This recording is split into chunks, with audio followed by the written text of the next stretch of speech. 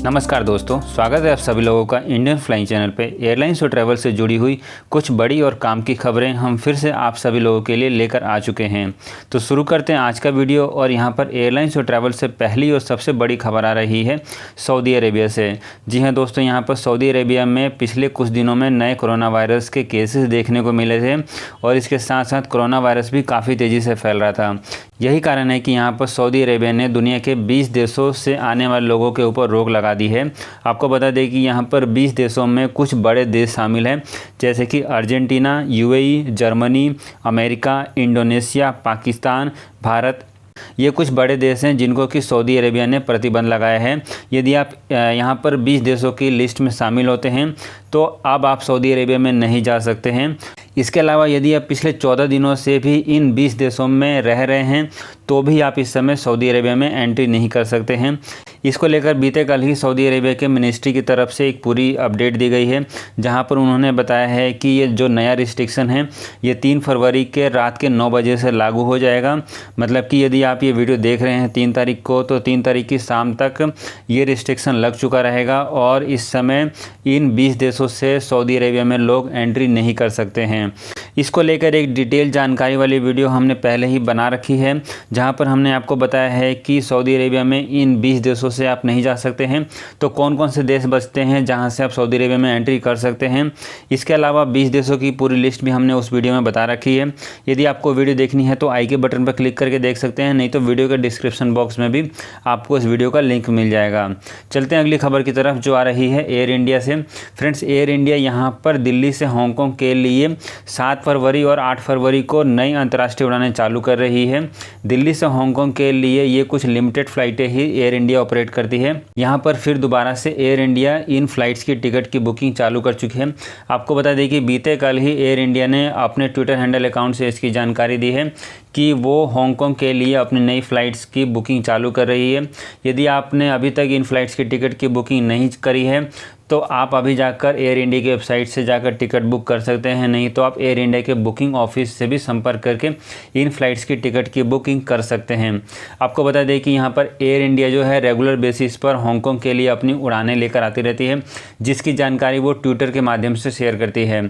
आप air India के Twitter handle accounts को फॉलो करके रख सकते हैं यदि आप इस तरीके की रेगुलर अपडेट देखना चाहते हैं तो।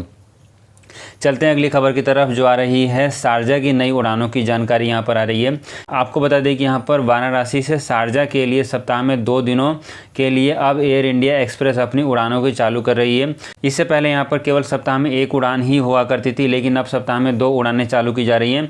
यदि आप वाराणसी से शारजा जाना चाहते हैं तो भी आप एयर इंडिया एक्सप्रेस के फ़्लाइट के टिकट के माध्यम से ट्रैवल करके जा सकते हैं।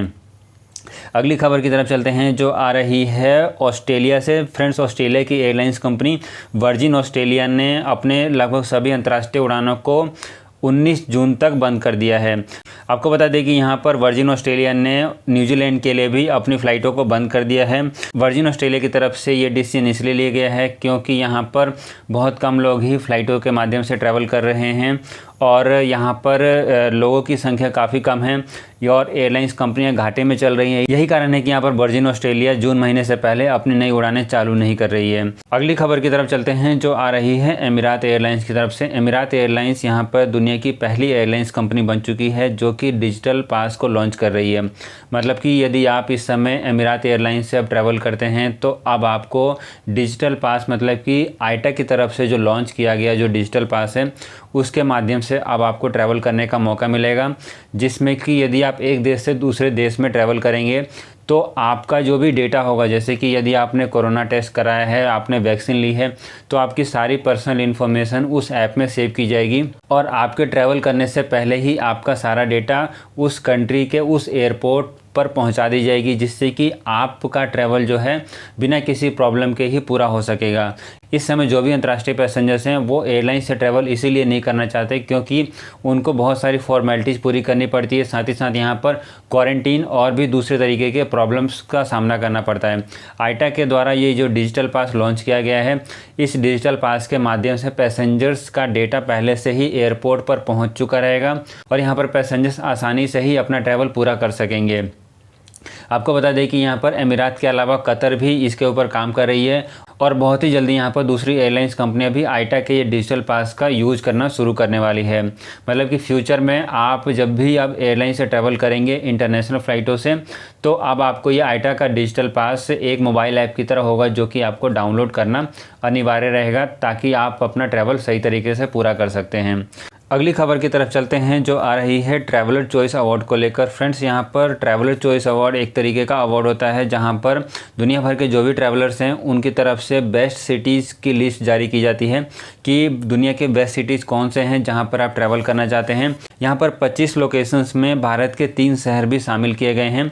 आपको बता दें कि यहाँ पर दुनिया के 25 शहरों के नाम जारी किए गए हैं जहाँ पर पैसेंजर्स ज़्यादा संख्या में ट्रैवल करना पसंद करते हैं। इनमें भारत के 3 शहर भी शामिल हैं, जिनमें शामिल हैं न्यू दिल्ली, जयपुर और उदयपुर। भारत के 3 शहर भी वर्ल्ड लेवल पर फेमस हैं जहां पर अंतर्राष्ट्रीय लेवल पर पैसेंजर्स ट्रैवल करना पसंद करते हैं। आश्चर्य की बात है कि इस लिस्ट में आगरा का नाम शामिल नहीं है, जहां पर सबसे ज़्यादा अंतर्राष्ट्रीय पैसेंजर्स आगरा का ताजमहल देखने के लिए आते हैं। अब यहाँ पर डोमेस्टिक उड़ानों से कुछ जानकारी ले लेते हैं। तो यहाँ पर सबसे पहले यहाँ पर डोमेस्टिक फ़्लाइटों से जो खबर आ रही है वो स्पाइस जेट से आ रही है। स्पाइस जेट ने यहाँ पर कोलकाता एयरपोर्ट पर इमरजेंसी लैंडिंग करनी पड़ी।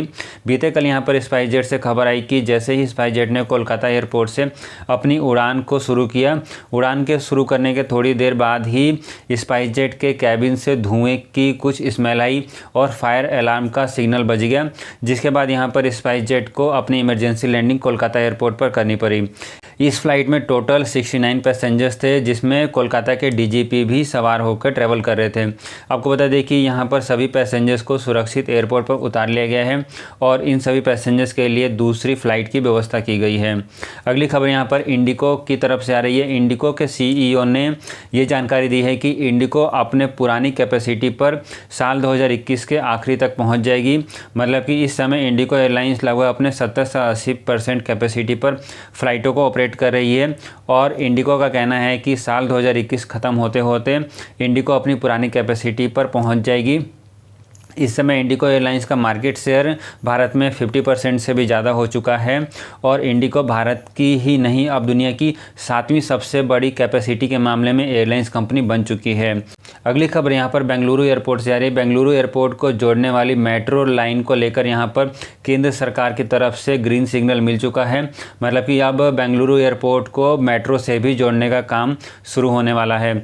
आपको बता दें कि यहाँ पर बेंगलुरु एयरपोर्ट को शहर से जोड़ने के लिए ऑलरेडी ट्रेन की व्यवस्था की जा चुकी है। इससे पहले केवल बाया रोड ही बेंगलुरु एयरपोर्ट शहर से जुड़ा हुआ था, लेकिन अब यहाँ पर ट्रेन के माध्यम से जुड़ चुका है और इसके अलावा आगे आने वाले समय में बेंगलुरु एयरपोर्ट अब मेट्रो से भी जुड़ने वाला है।